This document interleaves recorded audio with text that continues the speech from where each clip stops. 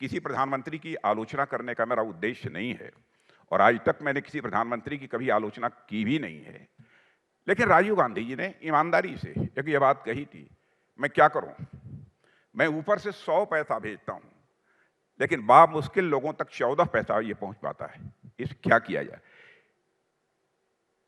हमारा कहना है कि करप्शन केवल भाषण देकर समाप्त नहीं किया जा सकता है। करप्शन को यदि मिनिमाइज करना है, मैं रूट आउट करने की बात नहीं कर रहा हूं। रूट आउट करने का दावा एक बहुत बड़ा दावा होगा, लेकिन करप्शन को यदि मिनिमाइज किया जा सकता है तो सिस्टम में बदलाव लाकर ही करप्शन को मिनिमाइज किया जा सकता है। और यह प्रत्यक्ष समस्त भारतवासियों को यह देखने को मिल रहा है। बैंक में खाता खुल जाने से भारत के गरीबों को हर योजना, हर सब्सिडी का लाभ सीधे उनके खाते में जाता है और डायरेक्ट बेनिफिट ट्रांसफर की यह योजना गरीबों के लिए मैं कह सकता हूं यह वरदान साबित हुई है। कभी कैश लेन देन के ऊपर पूरी तरह निर्भर रहने वाला यह भारत अब सिर्फ एक महीने में $6 बिलियन ट्रांजैक्शन के माध्यम से 10 ट्रिलियन रुपयों का लेन देन इस समय कर रहा है। और एक गैर सरकारी रिपोर्ट, आपने उसका नाम सुना होगा, BCG फोन पे, उसने जो कहा है कि 2026 में भारत में 65% लेन देन डिजिटल होंगे और इसका मूल्य करीब $10 ट्रिलियन होगा। 10 ट्रिलियन रुपए की बात नहीं कर रहा हूं, $10 ट्रिलियन होगा। मित्रों, डिजिटल इंफ्रास्ट्रक्चर की तरफ फिजिकल इंफ्रास्ट्रक्चर पर भी तेजी से हमारे देश में विगत 8-8.5 वर्षों में काम हुआ है। मैं आपको याद दिलाना चाहता हूं कि 2014 के पहले जहां देश में मुश्किल प्रतिदिन 7-8 किलोमीटर सड़कें बनती थी, आज हमारे भारत में प्रतिदिन 40 किलोमीटर यानी 40 किलोमीटर सड़कों का निर्माण हो रहा है।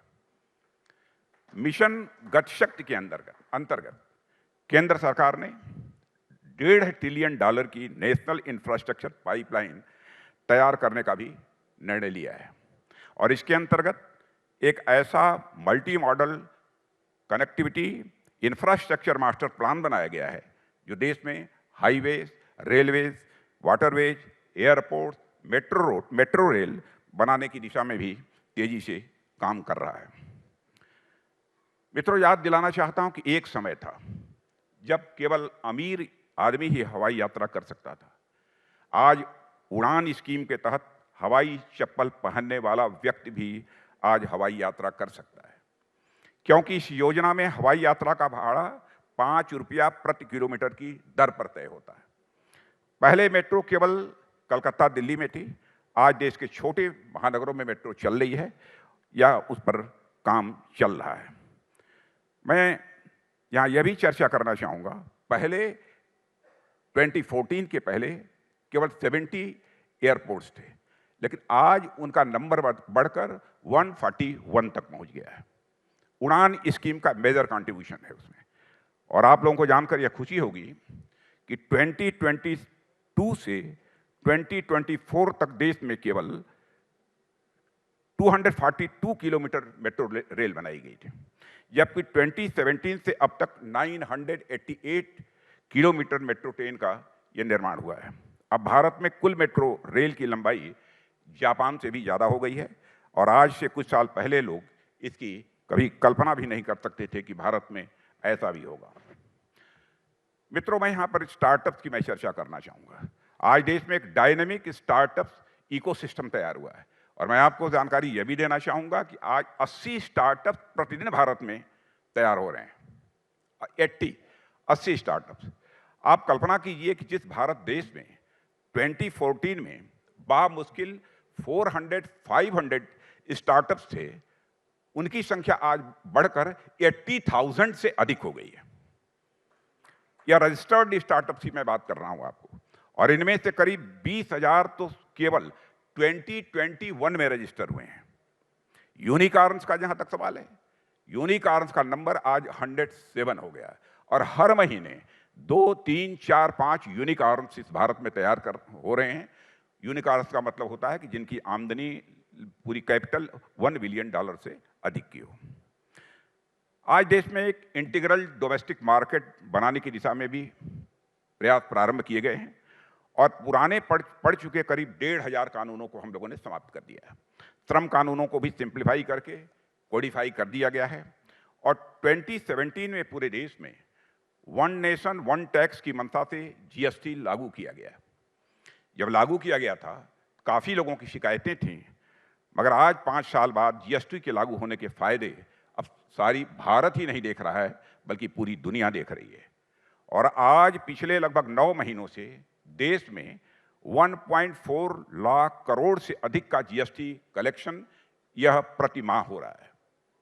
और कई बार लोग कहते हैं कि भाजपा वाले टैक्स कलेक्शन को अपना मेजर अचीवमेंट क्यों मानते हैं।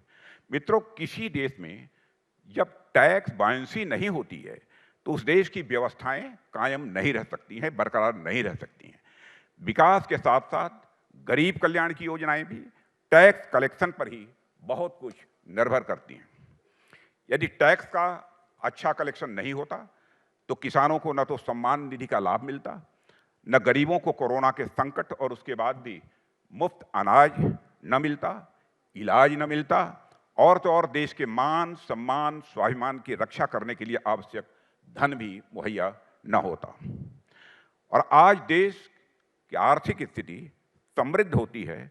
जब देश की आर्थिक स्थिति समृद्ध होती है, रिच होती है कंट्री, तो विदेशों से भी जितना अधिक से अधिक हो सकता है इन्वेस्टमेंट आता है। और कोरोना के संकट के बावजूद देश में रिकॉर्ड फॉरेन डायरेक्ट इन्वेस्टमेंट आया है और एक साल में $83 बिलियन से अधिक का एफडीआई भारत में आया है। और आज भारत का ये विदेशी मुद्रा भंडार, फॉरेन एक्सचेंज रिजर्व, वो $500 बिलियन से कहीं अधिक का हो गया है। आप में से कई लोगों को यह याद होगा कि 1991 में भारत का विदेशी मुद्रा भंडार इतना खाली हो गया था कि देश का गोल्ड, सोना भी हम लोगों को गिरवी रखने की जरूरत पड़ी थी। एक वह दिन था और मित्रों, आज का यह दिन है। भारत एक नए स्वाभिमान के साथ नई संभावनाओं की दस्तक दे रहा है और $3 ट्रिलियन की अर्थव्यवस्था बनने में भारत को 1991 से 31 साल लगे हैं, मगर अगले $3 ट्रिलियन अगले 7 वर्षों में ही जुड़ने जा रहे हैं। और यह दशक भारत का दशक बनकर सामने आ रहा है। यदि कोई अनहोनी न हुई तो इस पूरे दशक में भारत की विकास दर 6.5 से लेकर 8% के बीच रहने का यह अनुमान है, ऐसा अर्थशास्त्रियों ने कहा है। जबकि चीन की विकास दर 4% से ऊपर नहीं रहने वाली। यह मानता हूं कि चाइना की इकोनॉमी की साइज हमसे बड़ी है, इस सच्चाई को मैं स्वीकारता हूं। चीन की विकास यात्रा में सबसे बड़ा योगदान डोमेस्टिक मैन्युफैक्चरिंग और एक्सपोर्ट्स का रहा है। और आज Bharat make in India mission के साथ मैन्युफैक्चरिंग की मेन स्ट्रीम में शामिल हो चुका है, सारी दुनिया मानती है। मैं आपको याद दिलाना चाहता हूं, जब भारत आज़ाद हुआ था तो भारत में एक सुई का भी निर्माण नहीं होता था। आज 2022 में हम INS विक्रांत जैसे भारी भरकम एयरक्राफ्ट कैरियर का निर्माण कर रहे हैं। आज के कुछ साल पहले कोई इसकी कल्पना भी नहीं करता था। केवल US, UK, France, Germany, China और जापान और भारत, ये 7वां देश बन गया है जो कि एक एयरक्राफ्ट कैरियर तैयार कर सकता है। हमारे दूसरे एयरक्राफ्ट कैरियर का भी काम ये प्रारंभ हो गया है।